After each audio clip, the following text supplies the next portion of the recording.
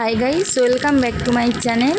আমার চ্যানেলে সবাইকে স্বাগতম। আশা করি তোমরা ভালো আছো। তো আমিও ভালো আছি। দেখো, প্রথমে বলে নেই, অনেকেই নিরামিষ থেকে কী রান্না করবো সেটাই ভেবে পাই না। তো এখানে আমি একটা রেসিপি দিচ্ছি। রেসিপিটা তোমাদের ভালো লাগলে একবার ট্রাই করে দেখো। প্রথমে আমি তেল দিয়েছি, তোমরা দেখেছো। তারপর পাঁচফোড়ন দিয়েছি, তারপর লঙ্কা টমেটো দিয়ে দিয়েছি, আমি একটু আদাও দিয়েছি। তো তোমরা এবার দিয়ে ভালো করে আমি লাল লাল করে টমেটোটা লঙ্কাটা ভেজে নেব। দেখো, নিয়ে তারপরে বেগুন আলু টমেটো বড়ি দিয়ে ডাললাম। দেখো শুধু রান্নাটা কত সুন্দর হয়, খেতে যেমন সুন্দর রান্নাটাও সুন্দর। তো দেখো, আমি টমেটোটা লাল লাল করে সুন্দর করে ভেজে নেবো। তারপরে সব বেগুনগুলো দিয়ে দিয়েছি। বেগুনগুলো আগে থেকে আমি কেটে রেখেছিলাম, আর তার আগে আমি আলু আর বড়ি ভেজেই রেখেছিলাম। বেগুনগুলো সুন্দর করে লাল লাল করে ভেজে নিয়ে কষে নিয়ে তারপরে আমি ভাজা আলুগুলো ঢেলে দেবো।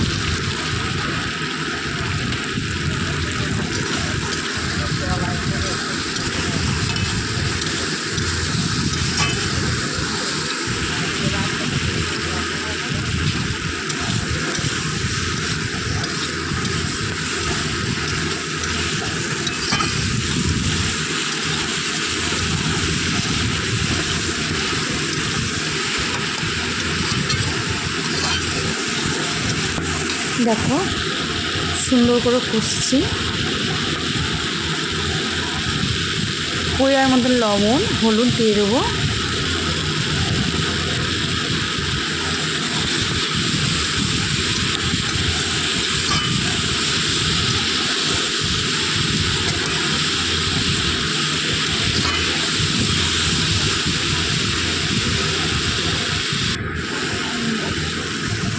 দেখো কত সুন্দর করে আমি লাল লাল করে কষে নিচ্ছি। এবারে আমি ভাজিয়ে রাখা আলুগুলো ঢেলে দেবো। আলুগুলো সুন্দর করে ভেজে নিতে হবে লাল লাল করে। এবারে আলু বেগুন টমেটো একসঙ্গে কষাই করে আমি আগে থেকে গরম জল করে রেখে দিয়েছিলাম। গরম জল দিতে হবে, তোমরা চাইলে ঠান্ডা জলও দিতে পারো,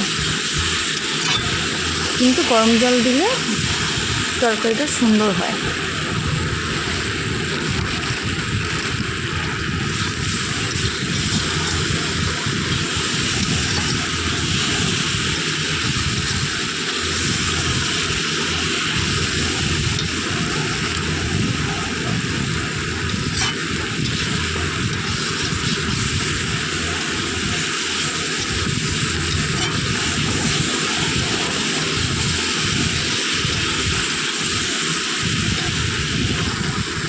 দেখো, এইবারে আমি গরম জল দিয়ে দেবো এতে।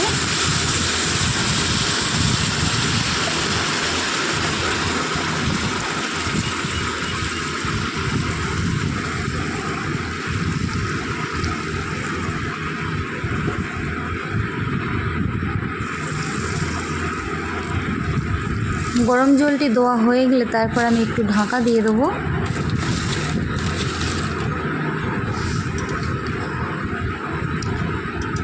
আগে থেকে যে বড়িটা ভেজে রেখেছিলাম, এবার বড়িটা আমি এর মধ্যে দিয়ে দেবো।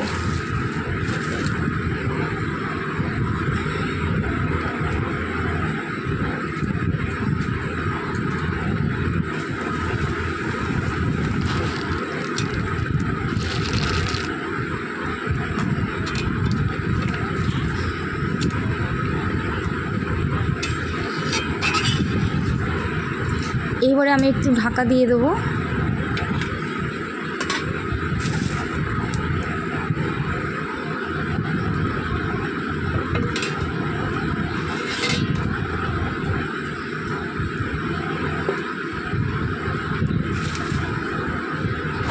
সুন্দর করে তরকারিটা দেখো ফুটে উঠেছে, হয়েও গিয়েছে।